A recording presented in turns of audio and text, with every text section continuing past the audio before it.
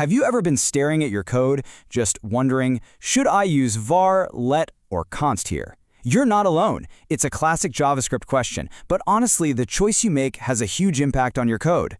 So let's dive in and get this cleared up for good. So yeah, that's the big question, right? What really is the difference? Because it's not just about what looks better. These keywords behave in totally different ways, and they can seriously change how your program runs. By the time we're done here, you're going to know exactly which one to reach for, and more importantly, why. All right, let's go back in time a bit and talk about var. Before 2015, this was it. This was the only way you could declare a variable in JavaScript. It's the original, the OG, but it's got some, well, let's call them quirks that led to the new keywords we have today.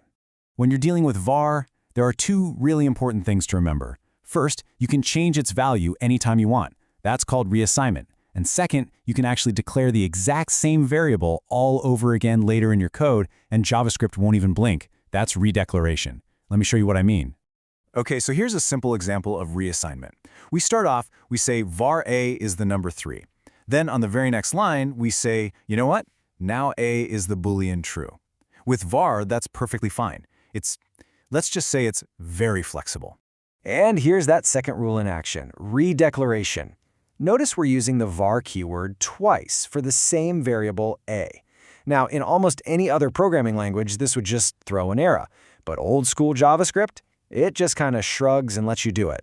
And that right there is where the problems begin. See, all that flexibility leads to this big, messy problem that developers call leaky scope. And trust me, it's a classic way to introduce really unpredictable bugs into your code, especially when things start to get complicated. So to really get what this leak is, we have to talk about scope. Variables made with var are what we call function scoped. That means they exist everywhere inside a function. But let and const, they're block scoped. And a block is just any code inside a set of curly braces, like an if statement or a loop. That single difference is everything. All right, let's build a perfect example of this problem, step by step. First, we'll declare a variable out in the open, called greet, and we'll set its value to evening. So far, so good? Okay, now we open up an if block. Inside these curly braces, it looks like we're making a new greet variable and setting it to afternoon. Your brain probably thinks, okay, that variable should only exist inside here, right? So, here's the million-dollar question. When we try to log the value of greet outside of that if block, what are we going to see? Is it going to be our original evening, or is it going to be afternoon from inside the block? What do you think? And the output is afternoon. Wild, right? This is a huge surprise for a lot of people. The variable inside the block didn't stay put. It reached outside and totally changed our original variable. And that, my friends, is the leak in action. Because var doesn't care about blocks, the greet variable we made inside the if statement wasn't a new variable at all. It was the exact same global one, and we just overrode it without even realizing. This is exactly the kind of bug modern JavaScript was built to stop. So how do we fix this mess? Well, say hello to our heroes, let and const. These keywords were added to JavaScript specifically to solve this scoping problem and make our variables behave the way we'd expect them to. So let's run that exact same experiment. But this time, we're just going to swap every var with a let. The setup is identical. A global greet set to evening and another greet set to afternoon inside an if block. All right, round 2. Knowing that let is block scoped. What's your prediction this time? What are we going to see when we log greet outside the block? And there it is. Evening. Yes, the correct, predictable, totally logical answer. This is that aha moment. The code finally works the way you would think it should. And the reason is actually pretty simple. Let respects block scope. The greet variable we declared inside the if block was a totally separate, brand new variable.